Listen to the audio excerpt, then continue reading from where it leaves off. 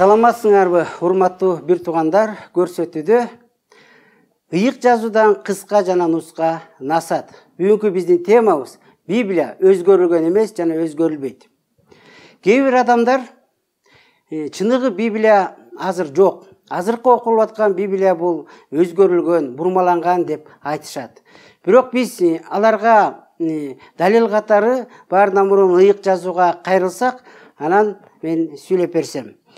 Азыр мен Матайдын 5-бөлүм 18-аятта мындай деп жазылат. Мен силерге чындыкты айтып коеюн. Асман менен жер жок болмоюнча, бардык аткарылмайынча мыйзамдын бир да тамгасы, бир да белгиси жок болбойт. Амин. Лука 16:17-де да мындай жазылган. Мыйзамдын бир белгиси жок болгонго караганда асман менен жер оңой жок болот деп.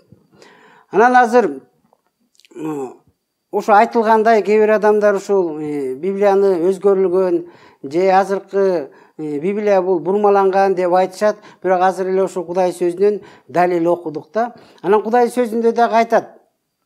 Кудайдын сөзү дейт, асманда түбөлүккө орногон дейт. Ооба, бул Кудайдын сөзүнө, Библияга, тарыхты карап көрсөк, көп учурда аябай кол салышкан, өрттөшкөн, жокуланга аракет кылышкан, баардыгын кылып көрүшкөн. Бирок Кудай сөзү болгондуктан Кудайым дайым өзүн сактап, дайым ушул убакка чейин Библия өзүнүн баягы бурмаланбай, өзгөрүлбөй келатат.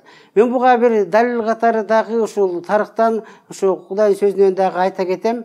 Бул билесиңерби, Муса пайгамбар дагы бул тоого чыгып, баягы 40 түн 10 мыйзам жазганда, жазып, анан кайра жерге түшкөндө баягы Израиль эли баягы күнөөгө батып, алтын музоого табынып атканда ачуусу келип аны талкалап салат да, мыйзамдычы.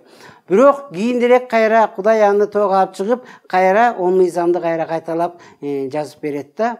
Жана ошондой эле боку Жеремия пайгамбардын деле китебинен окусак, Жеремия пайгамбар деле баягы Кудайдан сөз болуп, анан Жаяким падышага Кудайдын сөзүн, пайгамбарчылыгын жазып, ага Фарук барып окуп бергенде, Жаяким падыша ал сөздөрдү, пайгамбар сөздөрүнүн баардыгын өрттөп салат да. Бирок кийинчерээк эле кайра Кудай ошол эле Иеремия пайгамбар аркылуу ошол сөздү кайталап жаздырып, Фарук аркылуу жаздырып, кайра жаздырган да.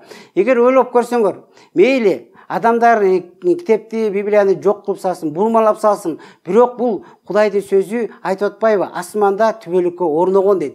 Кудайым аны кайра азыркы учурда деле ушул Библияны бир эле адам аркылуу кайра баардыгын жаздырып койгонго кудуреттүү да.